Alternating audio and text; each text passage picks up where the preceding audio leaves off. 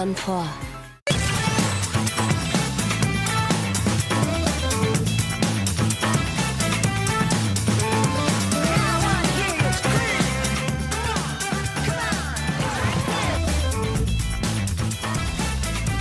Les GG, les grandes gueules en direct sur RMC sur numéro 23. Les GG avec aujourd'hui Zora Bitan qui est cadre dans la fonction publique. Nous sommes avec Didier Giraud, agriculteur en Saône-et-Loire. Et nous sommes dans cette semaine les finalistes du grand casting étudiant des GG. Ils ont été plus de 250 étudiants à nous envoyer des vidéos. On en a retenu 5. Et hier c'était Lucas. Aujourd'hui c'est Guillaume Ouattara qui est avec nous. Guillaume qui a 21 ans, qui est étudiant ingénieur à Compiègne. Et demain c'est une jeune femme qui prendra ta place. Il s'agit d'Apolline qui sera avec nous. Donc à la fin de la semaine, on jugera la prestation de nos 5 prétendants. Puis on verra lequel est retenu pour intégrer la grande famille des GG. Des grandes gueules que vous avez pu entendre ce matin sur la question de l'assaillant, le terroriste de la gare Saint-Charles. 7 identités, situation irrégulière. Est-ce qu'il faut expulser automatiquement les personnes justement en situation irrégulière? Emmanuel Macron à Whirlpool, un petit coup de com'. Il avait promis de revenir voir les salariés de Whirlpool. On a parlé de la Catalogne. Est-ce que vous soutenez les Catalans? Bref, sur tous ces sujets d'actualité, revenez prendre la parole avec les grandes gueules face à Zora, Guillaume ou Didier. En attendant, voici le grand oral. RMC, le grand oral des grandes gueules. Avec Laetitia Avia, députée La République En Marche, élue dans la 8e circonscription de Paris. Bonjour. Bonjour. Nous recevons l'étoile montante de La République En Marche.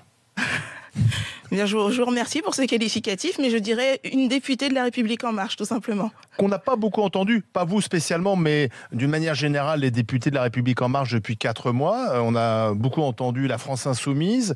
C'est le budget qui arrive à l'Assemblée. Là, donc, les députés de La République En Marche, la majorité, vont devoir se prononcer sur ce budget. Vous êtes à l'aise avec un budget qui, finalement, réforme l'ISF, à savoir le propriétaire parisien ou de l'île de Ré va continuer à payer cet impôt sur la fortune, alors que quelqu'un peut-être plus riche, mais qui a placé son argent dans des lingots d'or, dans des chevaux de course ou dans un yacht, ne payera plus cet impôt sur la fortune. Ça vous choque pas? Alors, 2 choses. Tout d'abord, je réponds à l'interpellation sur le fait qu'on n'ait pas beaucoup entendu les députés de La République En Marche. Moi, je dirais qu'on est présent là où nous devons être. On a eu une session extraordinaire, des heures de travail. On était présent dans l'hémicycle, on était présent en commission. On a été élus d'abord pour travailler, pour réformer le pays. Et ensuite, c'est vrai qu'il faut venir sur les plateaux pour expliquer. Faire savoir ce qu'on fait, oui. Faire savoir ce qu'on fait, mais avant, il faut bien faire. Ensuite, sur la réforme de l'ISF, ce n'est pas une surprise, hein.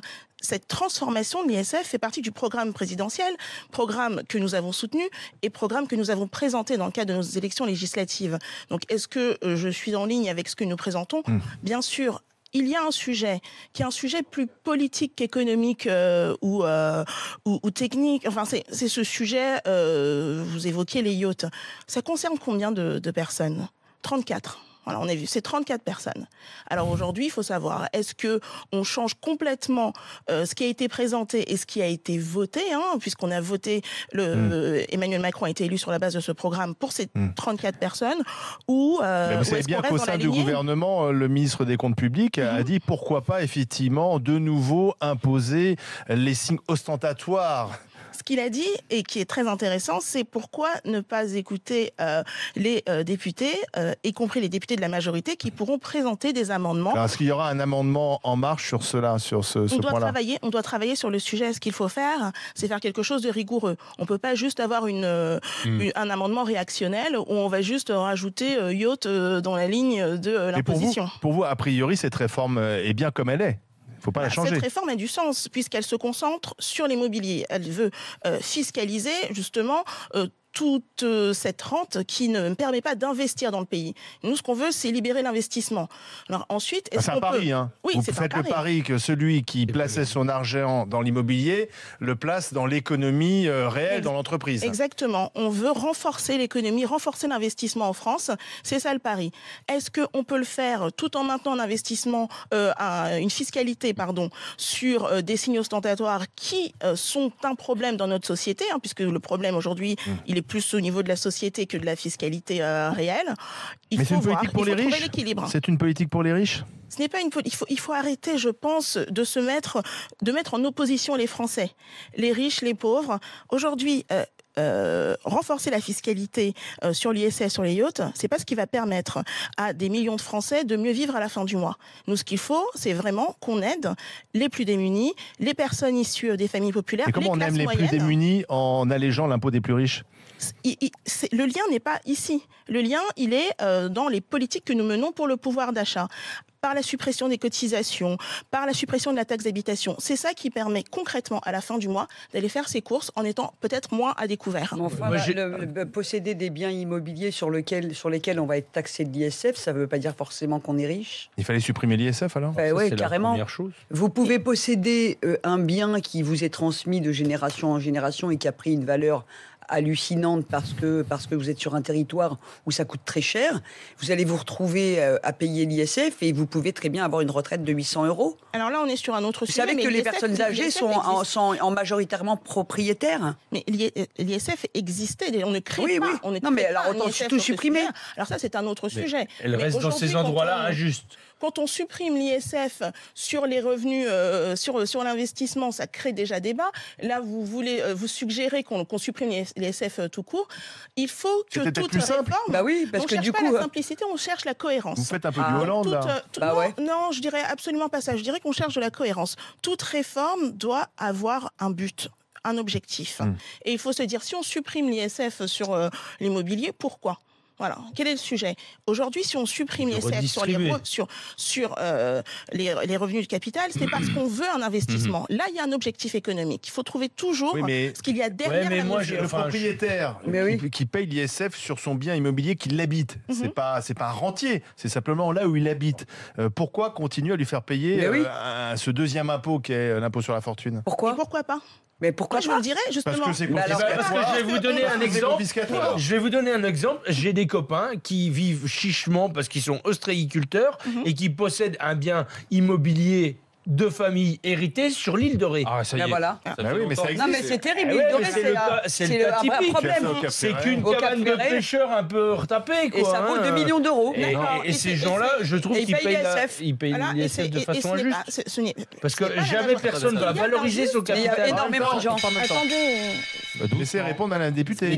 Ce qu'il y a d'injuste aujourd'hui, c'est la taxe d'habitation qui est payée par des millions de Français.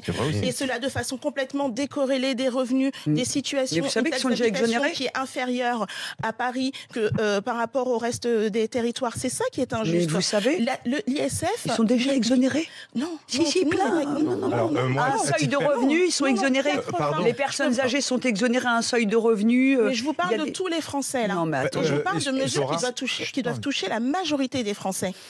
C'est ce qu'il faut faire, c'est aujourd'hui s'adresser aux Français. Mais j'avais plutôt le sentiment dans ce pays qu'il faudrait favoriser l'investissement foncier. Moi, je viens d'une région qui s'appelle la Bourgogne. Il y a un fleuron de l'économie française qui est la viticulture. Il n'y a pas un hectare, il n'y a pas 1 mètre carré de terre qui est racheté par un Français aujourd'hui. C'est que des Chinois, des Russes et que des étrangers qui rachètent le vignoble bourguignon. Il y a des centaines de milliers d'églises en France qui sont en train de tomber à l'abandon. Un jour, l'État les vendra pour l'euro symbolique. Parce que plus personne n'a les moyens de les entretenir. Et moi, je pense que plutôt que de taxer l'immobilier français, il aurait plutôt fallu essayer de faire en sorte que les Français puissent se l'approprier et aient accès à cette propriété, quoi. Enfin, c'est mon avis. Guillaume Ouattara. Alors, peut-être d'abord revenir sur cette taxe d'habitation, les exonérations. Moi, à titre personnel, je suis étudiant, j'ai aucun revenu et j'ai dû l'an dernier payer près de 400 € de taxe d'habitation. Donc 400 € qu'il a bien fallu trouver. Moi, la question que j'ai à vous poser, c'est une question peut-être de timing. Moi, ça me donne le sentiment, on a vu le coup de rabot qui a été fait sur les APL, 5 €. La décision, elle est annoncée cet été. Ça passe en août, ça passe en octobre, c'est direct, c'est fait. Cette suppression de l'ISF, ça va se faire très rapidement. Et sur la taxe d'habitation, on nous dit on va avoir besoin de 3 ans pour mettre tout en place. Alors pourquoi d'un côté, sur des mesures qui là vont favoriser les ménages et vont favoriser beaucoup de ménages, on est obligé de mettre en place des délais longs, et quand il s'agit de faire ce que moi j'ai l'impression, parce que je ne suis pas concerné, mais ça me paraît être une sorte de cadeau. Quand il s'agit de faire un cadeau, cette fois, on peut le faire très rapidement. On va dire, suppression, hop, c'est acté, 4 milliards, et c'est terminé. Et 300 millions de taxes d'habitation, par contre, il va falloir échelonner. Comment ça se fait ? Il n'y a pas de cadeau. Il y a de cadeau nulle part. Et toutes les mesures que nous faisons sont des mesures qui sont financées, qui sont équilibrées. Moi, je dis souvent que Emmanuel Macron, c'est pas le Père Noël, c'est pas le Père Fouettard non plus. C'est quelqu'un qui fait des calculs, et le gouvernement aussi fait des calculs et recherche toujours un équilibre. La mesure sur les APL, elle n'a pas été décidée et votée cet été. C'est un cadeau empoisonné, j'ai envie de dire, du précédent gouvernement. Laissez terminer. Allez-y. On aurait pu. Moi, je suis députée, d'accord. Aujourd'hui, je n'ai pas eu à voter quoi que ce soit relatif aux APL. Donc, on aurait rien pu faire. Là, c'est prévu, c'est fait.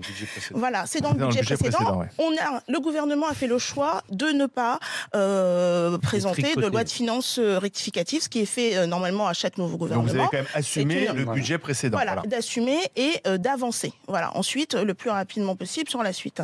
Donc ça, sur les APL. Sur le reste, on est aujourd'hui sur un budget tel qu'il a été annoncé dans le programme présidentiel. Pour la taxe d'habitation, il faut bien entendu financer cette mesure avant qu'elle puisse bénéficier à un maximum de Français. On ne peut pas faire juste des effets d'annonce et puis à la fin de l'année dire « Ah bah écoutez, finalement les caisses sont vides parce qu'on a voulu faire un cadeau ». Non, il faut d'abord prévoir une trésorerie et c'est ce qui nécessite un calendrier. Laetitia Avia, députée La République En Marche, élue à Paris. Vous restez avec nous, suite du grand oral des GG dans un instant.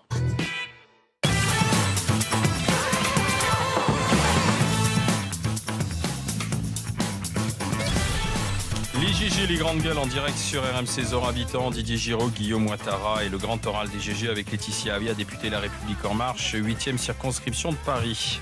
On a eu peur de vous recevoir. Ah bon ? Je sais pas, parce que Laetitia Avia, vous êtes apparue aux yeux du grand public comme quelqu'un qui pouvait mordre un chauffeur de taxi un soir en rentrant chez elle. On en est où dans cette histoire ? Alors écoutez, je vais être très claire et succincte sur ce point. J'ai renoncé à mes droits, alors que je suis avocate, c'est quelque chose qui n'est pas naturel pour moi. Donc j'ai renoncé à mes droits, j'ai retiré ma plainte pour que cette affaire regrettable, qui a eu lieu 5 jours après que je sois devenue députée, ne fasse pas le gras des journalistes qui s'en sont donnés à cœur joie sans vérifier les moindres informations. Donc je ne commenterai pas plus en avant sur ce point. Vous ne raconterez pas ce qui s'est passé ce soir-là ? Non, cela touche ma vie de femme, ma vie personnelle, et c'est un événement qui était assez difficile pour moi et sur lequel j'ai pas envie d'épiloguer. Mais à l'époque, on vous a présenté comme étant quelqu'un d'agressif. Enfin, c'était très négatif. Oui, je vois bien, mais je suis aussi consciente que beaucoup de femmes qui sont victimes d'agressions sont aussi présentées comme étant la cause de ce qui les touche. Donc, je comprends d'autant plus ce que peuvent vivre beaucoup de femmes au quotidien et ce qu'elles ressentent lorsqu'elles vont déposer plainte. C'est dommage parce que du coup ça vous aurait permis, s'il y avait une audience, même que la vérité soit faite et de porter cette cause des femmes, si vous étiez plus victime qu'agresseur dans cette histoire. Je n'avais pas envie que ma vie soit le théâtre, voilà, des expressions de chacun. J'ai eu beaucoup de commentaires, y compris de commentaires xénophobes que je reçois tous les jours depuis cette histoire. Encore ?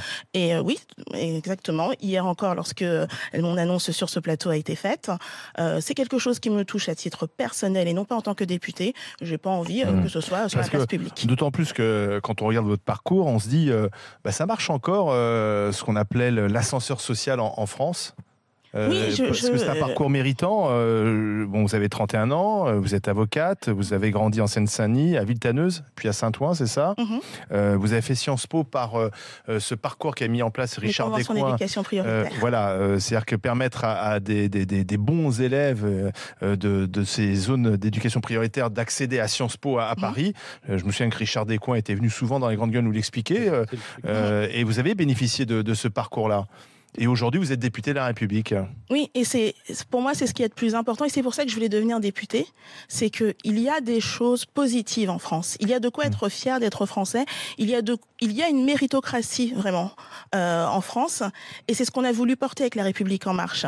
Des parcours différents, des personnes qui ont des parcours de réussite, mais pas juste une réussite telle qu'on peut l'entendre de manière classique, qui peuvent accéder à des responsabilités. Et moi, je pense que c'est très important. Aujourd'hui, c'est ce que je fais un maximum, c'est d'aller montrer toutes les façons que nous avons en France de réussir, tous ces profils, toutes ces personnes qui viennent de banlieue et qui ont l'envie de travailler, l'envie de donner à leur pays. Et on ne le dit pas suffisamment, ça ? Je pense qu'on ne le dit pas suffisamment. On préfère montrer ce qui ne va pas ? Mais oui, je pense qu'on a beaucoup de faits divers. On surfe le soir. Moi, je regarde beaucoup les émissions, les reportages, banlieue en danger, danger en banlieue. Et puis, on ne parle pas assez de toutes les réussites, de tout l'espoir qui existe en banlieue aussi. Mais est-ce que ce balancier de la méritocratie, alors je vais employer un terme qui est peut-être pas exact, mais surexposé, c'est pas aussi le risque que le balancier il aille trop loin, quoi. Parce que moi, le Charolais de la France profonde, j'ai le sentiment que et médiatiquement et politiquement, on n'existe plus, quoi. Hein. Oui, et les populations délaissées, moi j'ai envie de dire, c'est pas juste en banlieue. Mais du coup, en banlieue, on y a amené des réponses. Mais vous savez, les conventions d'éducation prioritaire, c'est les quartiers populaires, ce sont les zones rurales, et ce sont aussi les territoires d'outre-mer. Moi, depuis que j'ai fait cela et que j'ai rejoint, ça fait 15 ans que le pôle égalité des chances existe, et dès ma première année, j'ai eu ce sentiment un peu de malaise en me disant, on est 30 étudiants à intégrer Sciences Po, c'est une goutte d'eau dans l'océan. C'est bête de foire, quoi, un peu. Mais il faut ensuite que nous allions tous dans tous les territoires pour parler de notre projet, pour parler de nos réussites. Et on est allé dans toute la France. C'est récent. Moi, j'ai même été, il y a 15 ans de cela, j'étais à Saint-Martin, parce que lorsqu'on est sur l'île de Saint-Martin, on ne se sent pas forcément être un Français de la République, on se sent être un Français de seconde zone, et on n'a pas l'impression que les politiques menées nous concernent. Et donc, oui, on l'a fait depuis 15 ans pour cela. Moi, je voulais vous dire plusieurs choses, notamment une chose qui me tient à cœur, mais on y reviendra après. La politique de la ville qui existe depuis 80 et qui a fait l'objet de plusieurs ministres, elle a intégré le revenu. Le gouvernement Hollande a intégré une spécificité qui est le revenu. Avant, la politique de la ville ne concernait que les US. Les zones urbaines sensibles, les banlieues. On a intégré les milieux ruraux à partir du moment où on a changé les indicateurs sociaux. Et lorsque les revenus sont rentrés dedans, les milieux ruraux ont été intégrés. Donc il ne faut pas dire que la politique de la ville a intégré les milieux ruraux. C'est récent. Et c'est... Alors, deuxième chose, Macron a supprimé... a coupé dans les budgets de la politique de la ville récemment, et on ne sait pas ce que va devenir l'ANRU. Donc c'est très important. L'Agence nationale de rénovation urbaine. Oui. C'est très important de replacer les choses dans leur contexte. Non, mais je voudrais finir. La banlieue a fait l'objet de politique ambitieuse depuis des années. La méritocratie n'a pas accouché de quelque chose de spectaculaire, parce que sinon ça se saurait. On a toujours aujourd'hui des ghettos, des zones de non-droit, on a toujours de l'échec scolaire. Il est prouvé que les ZEP n'ont pas porté aussi beaucoup de résultats, etc. Et aujourd'hui, Emmanuel Macron fait des coupes dans la politique de la ville sans proposer autre chose derrière. Ok, les classes divisées en deux, on veut bien qu'ils vont tout... D'accord. La deuxième chose, c'est qu'est-ce qu'Emmanuel Macron va proposer sur ces zones délaissées, en intégrant évidemment la totalité des Français, parce qu'il n'y a pas de concurrence à avoir dans son rapport à l'échec scolaire, à l'isolement, à l'exclusion, etc. Et la deuxième chose, vous avez récemment... Alors attendez, parce qu'il y a beaucoup de choses. Alors sur qu'est-ce que Macron va proposer de différent justement pour ces quartiers-là? Et on peut pas juste raisonner en termes de politique de la ville.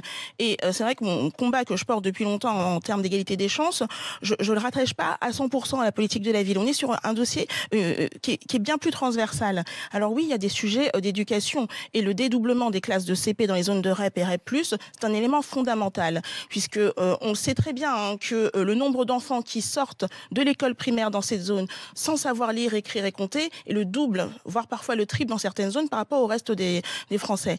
Mais il y a d'autres mesures, par exemple les emplois francs. C'est justement renverser tout ce qui a été fait aujourd'hui en matière de zones franches. La politique telle qu'elle existait aujourd'hui, c'était de dire on va verser des primes aux sociétés pour qu'elles aillent dans ces quartiers et pour qu'elles embauchent autour. Ça n'a pas fonctionné, parce qu'elles n'embauchaient pas autour, du clientélisme, et que ça. Moi-même, quand j'habitais à Saint-Ouen, on aurait pu mettre une grande entreprise juste en face de chez mes parents, j'aurais pas voulu y aller bosser parce qu'on a envie de sortir, on a envie de passer de l'autre côté du périph', et ça aussi faut l'assumer. Et donc, et donc nous on porte une nouvelle mesure, les emplois francs, où on va verser une prime aux sociétés qui ne sont pas dans ces quartiers, et qui vont recruter en CDI des personnes issues de ces quartiers. Et ces primes seront l'équivalent, exactement, et briser cette assignation à résidence. Ces primes qui seront l'équivalent d'une suppression de cotisation de charges patronales, en fait. Guillaume Ouattara. Oui, moi j'ai une question, je vais vous le dire très honnêtement, je suis un peu inquiet pour la vie étudiante et ce qui est en train de se préparer. Je vais vous donner un exemple pour bien comprendre le problème qui se joue. Ce week-end, ça va être, si je me trompe pas, le premier salon d'orientation organisé par le groupe L'Étudiant. Un salon d'orientation dans lequel on va trouver des centaines d'écoles, des centaines de formations, des DUT, des licences. Une question, parce que j'en ai fait, qui vient souvent, c'est comment je fais, moi, pour intégrer votre formation? Quels sont les critères? Comment ça se passe?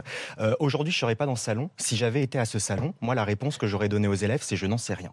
On a donc, ce week-end, les premières portes ouvertes qui ouvrent un peu partout. On a, à partir du 20 janvier... Peut-être, peut-être pas. Normalement, le 20 janvier, c'était la plateforme admission post-bac. Ah, maintenant, c'est terminé, APB. Et c'est ça. On a eu, en fait, ce qui s'est passé, on avait 800 000, voire 900 000 candidats. On a eu des cafouillages tout au long de l'été, mais qui sont résolus. À la fin, il restait 3 000 candidats avec des problèmes d'affectation, 0,6%. On a entendu à la fois Frédérique Vidal, la ministre de l'Enseignement supérieur, et Jean-Michel Blanquer, le ministre de l'Éducation nationale, nous dire « APB, c'est terminé. Cette plateforme a fait ses preuves, elle est à bout de souffle. » Moi, aujourd'hui, mon constat, il est simple. Cette plateforme, j'ai pas l'impression qu'elle soit à bout de souffle. Et je suis d'autant plus... T'es bien le seul. La plateforme Avec le tirage au sort, tu trouves que le tirage au sort, c'était bien? Alors, le tirage au sort, il concerne une centaine de formations, mais il faut savoir que notre enseignement supérieur, aujourd'hui, il est hyper sélectif. Vous avez fait Sciences Po, on est dans la sélection par excellence. Mais là, on passe pas par APB pour faire Sciences Po. Oui, mais par APB, on a les classes prépa, les DUT, on a les BTS. Donc, on a toutes ces formations sélectives. Tu trouves que c'est normal de tirer au sort, par exemple, deux étudiants qui veulent faire médecine, on regarde pas leur dossier, on les tire au sort, ça trouve on a ça juste? un certain nombre de formations qui sont ouvertes. Moi, sur les étudiants qui font médecine, un des problèmes, c'est pas le tirage au sort, c'est l'orientation. Pourquoi on a des gens qui s'engouffrent comme ça dans une filière où on a 20% d'échecs? Ma question, elle va être très claire. Le 20 janvier, admission post-bac va réouvrir ou pas? Ou quelle plateforme? Qu'est-ce que vous préparez pour l'enseignement supérieur? Les étudiants, on a besoin de réponses très rapidement et le calendrier me paraît un peu délicat. Alors, je ne vais pas pouvoir vous donner de réponse précise à la question, qui est une question que j'ai posée hier avec les députés de Paris au recteur de Paris. Donc, c'est une question que nous posons également et nous voulons une réponse rapide et efficace. Mais on partage le même diagnostic. C'est que la vraie difficulté, c'est une question d'orientation, d'information. Il y a eu énormément de cafouillages cet été. Le problème est réglé pour le général, mais généralement pour ceux qui ont demandé des orientations en technique ou en professionnel, il y a encore des sujets. Donc, qui ne sont pas, je tiens à souligner, qui ne sont pas des filières non sélectives, c'est des filières sélectives. Donc, les 3000 étudiants qui aujourd'hui ont des problèmes, c'est des gens qui candidataient à des filières sélectives et toutes les places en licence, tous ceux qui candidataient à des licences, ils ont trouvé aujourd'hui. Oui, enfin pas toujours. Ils sont entrés en licence. Après, la question, ce sera est-ce que dans un an, ils seront encore en licence? Est-ce que dans 3 ans, ils seront en licence? Voilà, on a un problème à parler de chiffres, justement, à donner ces chiffres, 60% d'échecs, à dire quels sont les véritables débouchés des filières. Et c'est là qu'on doit absolument agir. En fait, on sélectionne par l'échec, en fait, par un peu le dégoût de la fac. Exactement. Et c'est là aussi qu'on voit une différence entre les situations de chacun. Lorsqu'on est issu d'une famille populaire, qu'on n'a pas de lisibilité du système, qu'on ne connaît pas les codes, voilà. Eh bien, on va dans des salons, on pose des questions, comme ça, on ne sait pas forcément. Mais en supprimant la plateforme APB, parce que mine de rien, elle va être modifiée, elle va être changée. Il y en aura toujours une plateforme. Il y aura une plateforme, mais on ne connaît pas les modalités. C'est de l'algorithme, tu sais. C'est compliqué de s'orienter aujourd'hui, ça va être encore la plateforme APB, elle ne faisait pas de l'orientation intelligente. Mais c'était une plateforme. On balance encore des charters entiers d'étudiants en sociologie où il n'y a pas de place, quoi. Et puis à côté de ça, le plombier du coin, le charcutier du coin, le boucher du coin, et ben ils trouvent pas. Enfin, moi je pense qu'il y a un vrai lien. C'est pas éducation, il y a un vrai lien entre orientation et chômage, quoi. Oui. Aujourd'hui, il est là le lien. Mais parce qu'aussi, les étudiants et les élèves de terminale et au lycée, on n'est pas du tout accompagnés à l'orientation. C'est ça. C'est-à-dire qu'on a nos cours de maths, on a nos cours de physique, on a nos cours d'histoire. On n'a pas 4 heures par semaine de cours d'orientation où on irait voir des professionnels, où on aurait des interventions. Je pense qu'il faut, c'est des stages. Oui. Je pense qu'il faut des stages. Mais si on est découverte d'entreprise. Est-ce que c'est quelque chose sur lequel vous allez C'est des sujets sur lesquels on travaille. Ça existe pas au lycée. Non, mais tu dis ça existe, Olivier. Ça n'existe pas au lycée.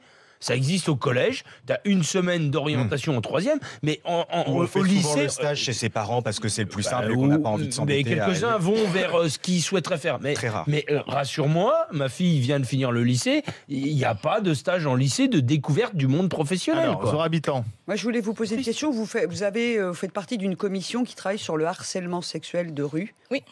Et donc le harcèlement de rue. De rue, mais enfin bon, le harcèlement en général c'est à visée sexuelle, c'est pas le harcèlement pour bon, bref. La couleur de tes lunettes. Je préciserai la qualification juridique. Oui, mais bon. Donc, je voulais savoir si vous aviez avancé, si vous aviez des pistes, et si vous n'aviez pas le sentiment que quelque part, en traitant la question de la conséquence, vous ne passiez pas à côté des causes. Il y a eu, il y a quelques jours, dossier tabou sur le harcèlement, et là, pour le coup, sexuel, qui a balayé un certain nombre de domaines. Hein. Ça va de la rue jusqu'à la publicité. Quand ça se passe dans la publicité, la question est plus ou moins rapidement réglée, puisque Yves Saint-Laurent retire sa publicité, puisque quand on attrape les gens dans un certain nombre de domaines, ça se passe plutôt bien. Ils coopèrent et du coup, ils s'excusent même. Vous savez comme moi que dans certains endroits, ça se passe pas du tout comme ça, et que le harcèlement et que le sexisme, etc., ont la vie dure. Vous croyez pas que... Parce que c'est quoi? C'est traditionnel ou confessionnel, voilà, ou c'est ça? Et vous croyez pas qu'on a deux problèmes? On a le problème de la conséquence et puis le problème de la cause, où quelque part... Et vous passez à côté de la cause. Voilà. On ne passe pas à côté de la cause. On a 3 objectifs. Le premier, c'est de définir. Voilà, c'est très important. Ça, c'est un sujet juridique, hein, et ça va être de distinguer le harcèlement sexuel de l'agression sexuelle, du harcèlement de rue. Voilà, donc ça, c'est un sujet juridique de définition. Ensuite, il va falloir sanctionner, trouver comment avoir une sanction efficace. Mais ensuite, et c'est justement là qu'il y a un élément important, c'est de sensibiliser. Et sensibiliser, c'est ce que je suis en train de faire tout de suite, c'est ce dossier tabou, c'est parler d'un problème qui est là au sein de notre société et qui était caché jusqu'alors. À partir du moment où le harcèlement de rue sera une infraction, et ce sera donc interdit. Et on va avoir un changement qui sera aussi un changement d'ordre culturel. On va mais oui, parce que... Mais comment caractériser l'infraction? Parce que dans ce cas-là, c'est du flagrant délit. Ça peut être du flagrant délit. On a aussi, dans un certain nombre de villes, un certain nombre de caméras de surveillance qui sont là. Moi, je suis allée visiter des commissariats pour voir comment ils fonctionnaient. On est au tout début de nos travaux. Est-ce qu'on a besoin Est-ce qu'on a besoin d'une loi supplémentaire, alors qu'on n'a pas déjà l'arsenal? On peut très bien, avec la loi existante, punir ceux qui harcèlent ces filles. Le harcèlement sexuel, aujourd'hui, nécessite une répétition. Là, nous parlons de comportements qui ne sont pas forcément répétitifs, mais qui portent atteinte à la dignité. Mais c'est l'agression sexuelle. Alors, non, l'agression nécessite qu'il y ait un contact physique. Voilà. Et c'est là qu'il faut définir juridiquement. Mais moi, ce que je veux vous dire, c'est qu'à partir du moment où on aura dit que le harcèlement de rue est quelque chose d'interdit, toute personne qui voudra commettre ces méfaits, déjà, saura que c'est interdit, regardera à sa gauche, à sa droite avant de le faire, pour savoir s'il n'y a pas un agent qui pourra verbaliser, s'il n'y aura pas un agent de police de proximité.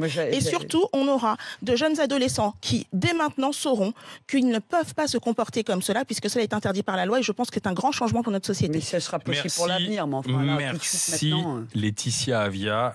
On vérifiera dans les faits, de toute façon. De toute façon, c'est pas encore et sur voté. APB, moi, je vais être très vigilant, parce que je vous le redis, et c'est le message que j'ai envie de vous transmettre. Je suis très, très inquiet, et il faut vraiment donner une réponse. Tu t'en fiches, tu finis tes études. Moi, je l'ai fait 2 fois en plus APB, parce que j'ai eu une réorientation. C'est de la lourdeur, c'est du stress, et je souhaite à personne que d'être dans ces situations. Merci Laetitia Avia, députée de La République En Marche, député de Paris, d'être passé par le grand oral des GG.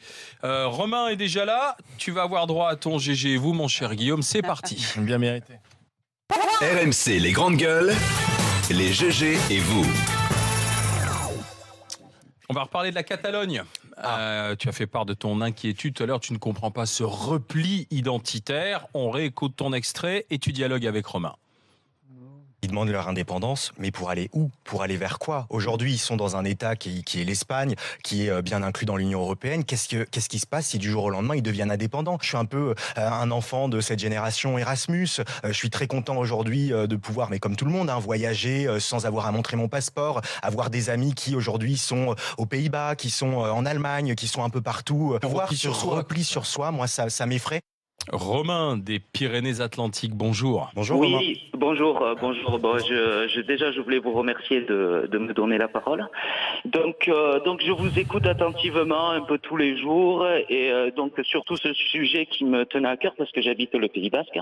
Donc j'habite Anglette. Donc nous on a le même problème que les Catalans. En fait, je pense que ça manque un peu d'humain dans tout ça. En fait, tout le monde voit ce qu'il veut. En fait, moi, ce que je voulais dire, excusez-moi, je reprends tout ce que je voulais dire. En fait, pourquoi cette révolte alors des Catalans ou des locaux comme vous alors? Quelle est ce repli sur soi? en fait, ça touche à l'humain parce que, en fait, moi, je suis basque, j'ai grandi ici, j'ai vu, en fait, mon pays se transformer. Comme les Catalans, ils ont vu leur pays avoir un afflux touristique important, et donc ça a engendré beaucoup de problèmes pour les habitants de ces villes-là.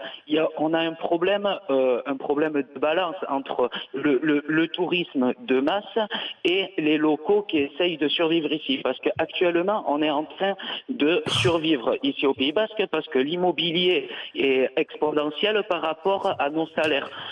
Par exemple, dans les grandes villes, à Paris, c'est le salaire suit un peu l'immobilier. Nous, en l'occurrence, c'est très dur. Alors attendez, Romain, parce que Guillaume vous a écouté la première partie de votre raisonnement, il voulait déjà réagir, Romain. Oui, Romain, on voit tous ce monde qui change. Moi, j'avais une petite phrase que j'avais trouvée un jour et qui est bien ici, c'est qu'on est tous un peu spectateurs impuissants de ce monde qui part à la dérive. Mais c'est pas parce qu'on voit tout ce qui se passe et qu'on est tous choqués. Vous parlez du tourisme de masse, ça touche aussi la région parisienne. C'est pas parce qu'on a ce constat partagé dans toute la France qu'il faut avoir des velléités nationalistes, qu'il faut se replier sur soi. Au contraire. Je suis entièrement d'accord parce qu'on est vraiment d'une tolérance ici. Vous pouvez même pas imaginer parce que en fait c'est pas le signal qui est envoyé par la Catalogne. Mais oui, mais les Catalans en fait c'est un peu de l'automutilation. En fait, on arrive à une phase où c'est très dur pour nous et en fait on arrive à une phase où on se dit il vaut mieux se tirer une balle dans les pieds pour se faire comprendre et après repartir même si on a une deuxième dans le pied que en fait que ça continue comme ça parce que moi ce que je peux vous dire l'hémorragie chez vous. Je comprends rien, moi. Vous voulez plus de touristes chez vous, c'est ça? Non, c'est pas ça. On veut une balance. On veut qu'il y ait un effet balance entre les locaux et le tourisme. Mais forcément, vous en profitez du tourisme. Ça fait vivre les commerçants, les restaurateurs. Ça fait embaucher des gens. Mais ça fait embaucher des gens, mais nous, ça nous fait pas vivre. Ça fait vivre qu'une certaine partie de la population, monsieur. Vous ne vivez pas. Le problème aussi, c'est qu'il y a trop d'avis extérieurs et ça manque d'empathie. Les gens, ils ne sont pas au cœur du problème. Donc, alors, imaginons à Biarritz. Moi, j'ai ce cas-là. Une maison qui a été achetée il y a 60 ans. Une maison qui a été achetée il y a 60 ans. Cette année-là, maintenant, elle vaut, par exemple, 2 millions d'euros. Ouais. Les frais de succession, la famille, malheureusement, ne pourront pas les payer. Mais malheureusement, cette maison, elle partira pour quelqu'un qui n'est pas d'ici. Et ça, petit à petit... c'est ce que j'ai décrit sur les vignes. Hein. Oui, mais enfin bon, c'est un peu la vie aussi. Tu veux répondre une dernière chose on n'est pas assigné à un endroit, quoi. Oui, on n'est pas assigné à Biarritz. Il faut pas. Enfin, il y a des signaux de partout qui nous donnent envie de se replier sur soi, qui nous donnent envie de rester entre nous. Vous dites, on achète la maison et on achète la maison, c'est pas quelqu'un du coin. Il faut dépasser tout ça. Il faut essayer de s'unir plutôt que se désunir. Et moi, c'est le message que j'avais envie de transmettre. Romain, je vous envoie un t-shirt des GG. Quelque chose me dit qu'on reprendra ces discussions un de ces jours. Dans un instant, suite du GG et vous. Et puis on aura l'avis des GG aussi de Guillaume Ouattara, notre étudiant. 3.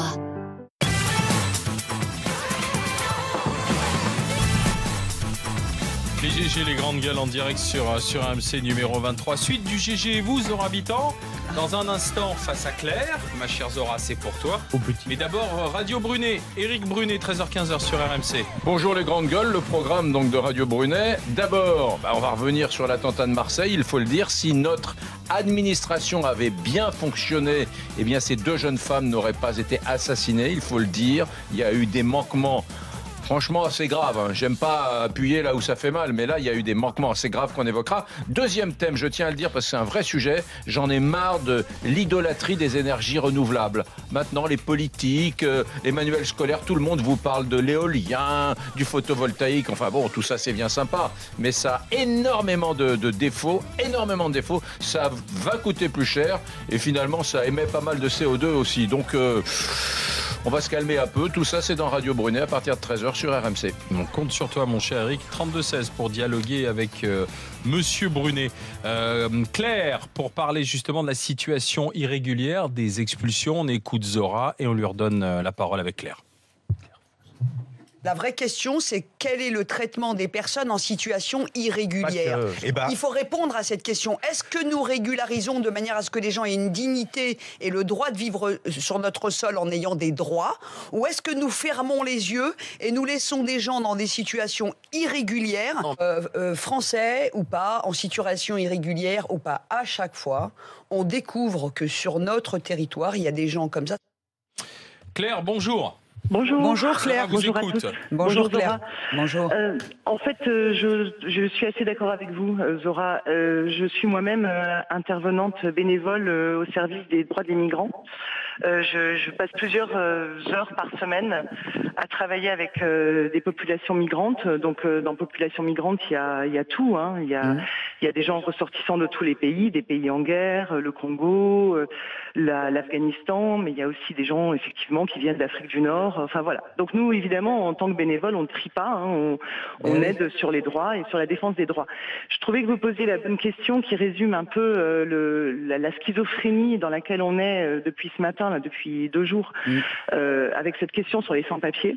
J'aurais 1000 exemples, mais on n'a évidemment pas le temps à vous donner sur le fait que c'est hallucinant, la politique française en la matière. Et j'ai envie de résumer simplement en vous disant que je crois que ce dont on manque en France, c'est d'une politique migratoire. On a des objectifs migratoires, des objectifs comptables, mais on n'a pas de politique migratoire. Non, exactement. En tout cas, moi j'aurais tendance à dire depuis le début du quinquennat de François Hollande, à la limite Sarkozy, avec lequel j'étais absolument pas d'accord, mais il a vaguement essayé d'établir une forme de politique migratoire avec la discrimination positive. Bon, moi j'étais absolument contre, mais au moins il y avait une volonté, quelque chose de précis, d'organiser. Et c'est peut-être pas pour rien. Effectivement, Sarkozy venait lui-même d'une famille migrante, donc il y a peut-être ça, mais depuis Hollande et Macron, là, clairement, on est dans un comptable.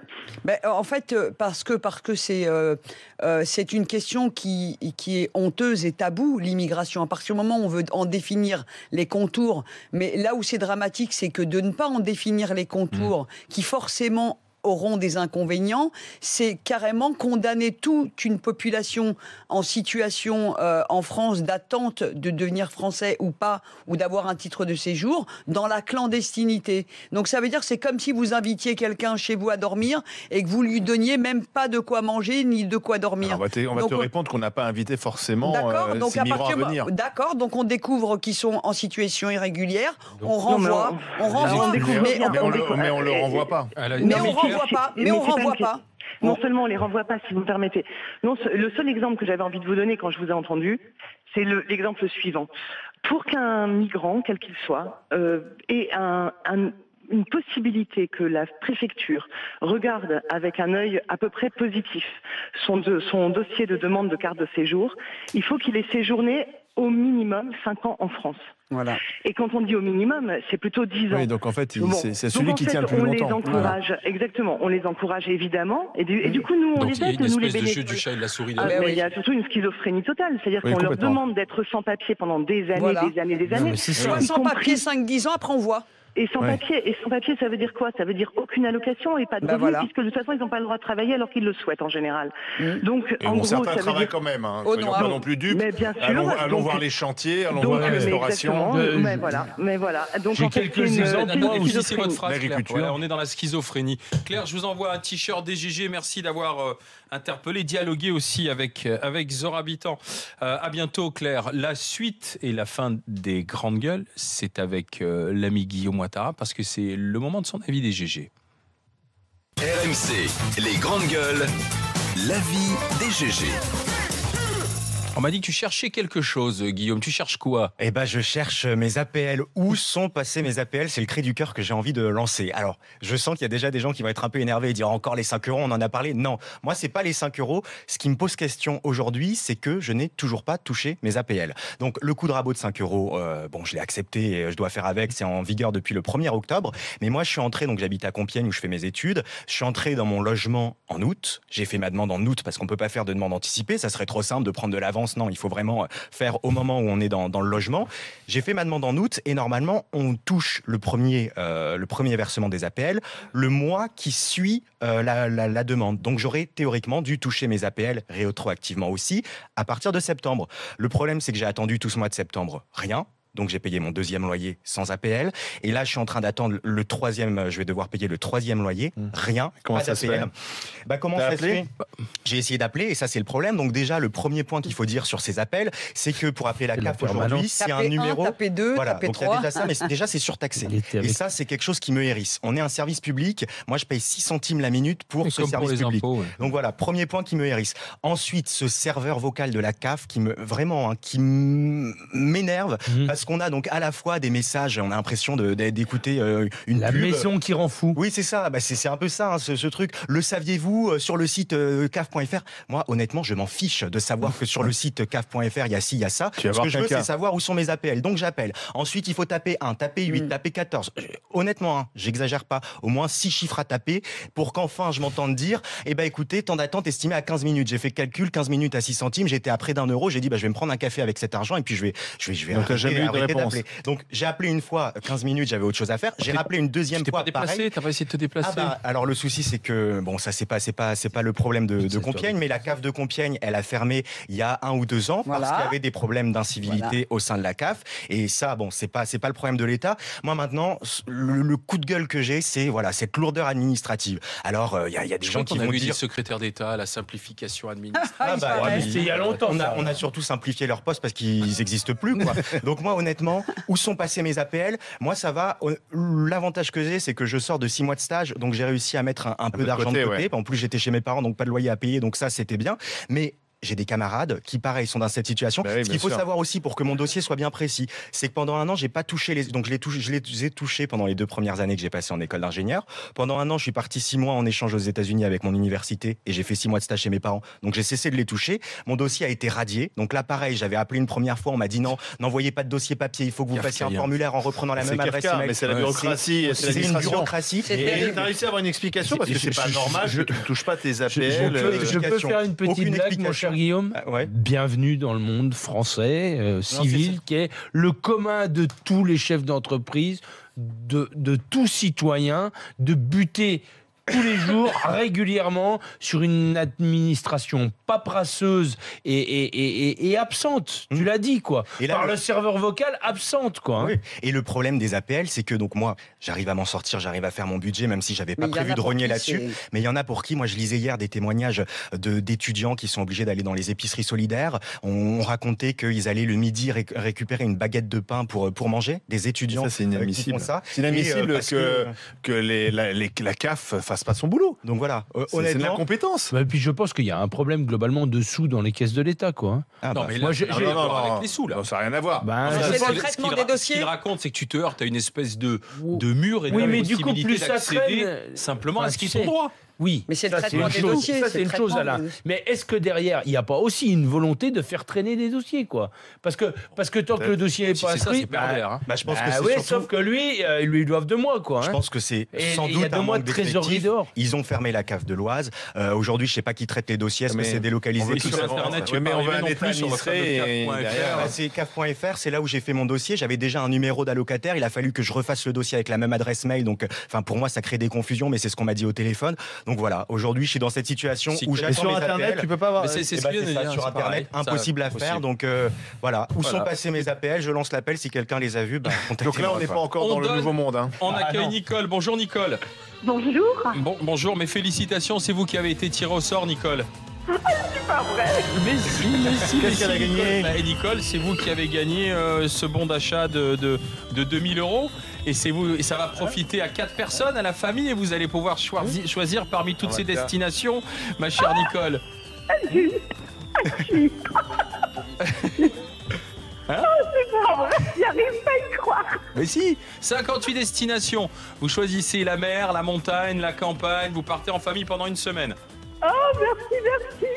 Vous arrivez à y croire? Non, ça fait plaisir. Nicole, je vous embrasse, à très bientôt, passez de bonnes vacances. Mon cher Guillaume Ouattara. Waouh, le t-shirt DGG, regarde, tiens, on va le mettre là, il est beau, regardez-moi ce beau t-shirt des grandes gueules, t-shirt DGG pour l'ami Guillaume, il l'a bien mérité aujourd'hui. 3 heures DGG, c'était comment? C'était passionnant, moi j'ai eu des débats très intéressants, les échanges qu'on a pu avoir, j'ai vraiment passé un super moment. J'espère peut-être vous revoir, je souhaite bon courage aux suivants sur cette chaise et à bientôt j'espère. Sois égoïste. Demain, Apolline, c'est toi qui veux revenir. Apolline Meilleret qui sera avec Fatima Aïd-Bounoua, avec Johnny Blanc. Apolline nous vient de Nantes, je crois, il me semble. Mesdames et messieurs, passez une bonne journée. Merci, Pascal Guillaume. Légitimus sera dans le grand oral des GG. Passez une bonne journée et à demain sur RMC et numéro 23. Rendez-vous à 10h.